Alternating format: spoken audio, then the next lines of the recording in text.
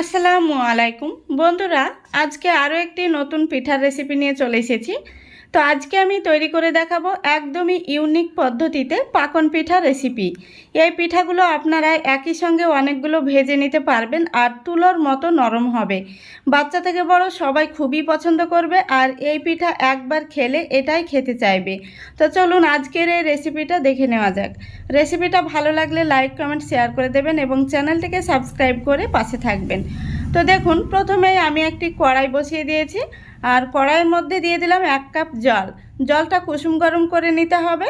তারপরে আমি দিয়ে দিচ্ছি 10 টাকা দামের 1 প্যাকেট আমুল গুঁড়ো দুধ। গুঁড়ো দুধটাকে খুব ভালো করে মিশিয়ে নিতে হবে জলের সঙ্গে, যেন দলা পেকে না থাকে। গুঁড়ো দুধটা মেশানো হয়ে গেলে আমি দিয়ে দিচ্ছি 1/3 কাপ চিনি। চিনিটা দেওয়ার পরে দিয়ে দিচ্ছি স্বাদ মতো লবণ। এগুলোকে আমি খুব ভালো করে নাড়াচাড়া করে মিশিয়ে নিচ্ছি। এখন আমি এর মধ্যে দিয়ে দেব 2 চা চামচ ঘি। এখানে আপনারা চাইলে ঘিয়ের পরিবর্তে সাদা তেল দিতে পারেন, তবে ঘিটা দিলে বেশ ভালো হয়। এখন দুধটা বলক চলে আসা পর্যন্ত অপেক্ষা করতে হবে। তো দেখুন, দুধের মধ্যে খুব সুন্দরভাবে বলক চলে এসছে।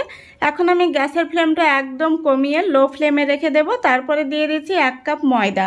আপনারা চাইলে ময়দার পরিবর্তে আটাও ব্যবহার করতে পারেন। তারপরে আমি খুন্তি দিয়ে খুব ভালো করে নাড়াচাড়া করে মিশিয়ে নিচ্ছি। একটি ডোয়ের আকারে তৈরি করে নিতে হবে। এখন আমি ডোটাকে একটি থালার মধ্যে নিয়ে নিচ্ছি। এখন আমি ডোটাকে থালার মধ্যে রেখে কিছুটা ঠান্ডা করে নেব। তো দেখুন, 5 মিনিট মতো আমি রেস্টে রেখেছিলাম। তারপরে আমি হাতের মধ্যে একটু সাদা তেল মেখে নিয়েছি। এখন আমি ডোটাকে খুব ভালো করে মেখে নিচ্ছি। তো কিছুটা মেখে নেওয়ার পরে এখন আমি দিয়ে দিচ্ছি 1/2 টিস্পুন বেকিং পাউডার।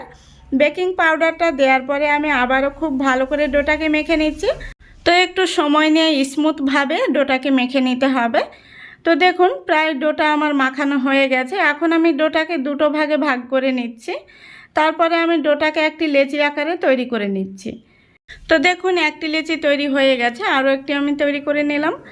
এখন আমি এখানে একটি পিঁড়া নিয়ে নিলাম আর উপর থেকে কিছুটা ময়দা ছড়িয়ে দিয়ে একটি লেচি নিয়ে নিলাম।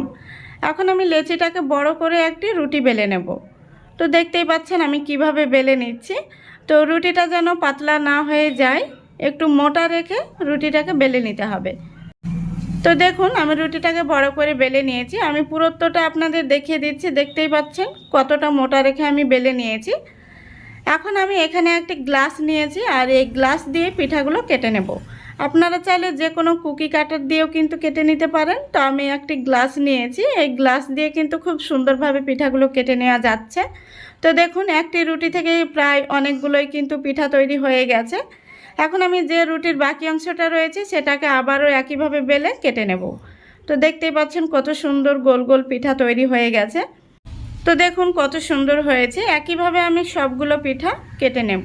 তো বন্ধুরা, এইভাবে কিন্তু আপনারা একবার হলেও পাকন পিঠা বানিয়ে দেখবেন।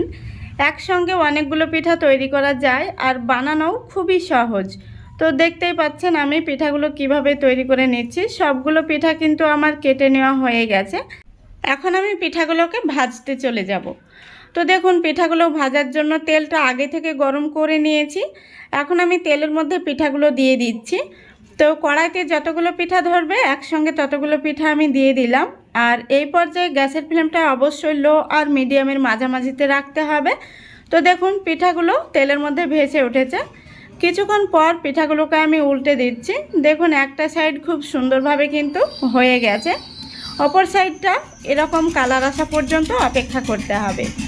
তো দেখুন, কিছুক্ষণ পর পিঠাগুলোকে আমি আবারও উল্টে পাল্টে ভেজে নিয়েছি। দেখতে কত সুন্দর হয়েছে। এখন আমি তেল থেকে তুলে নিচ্ছি।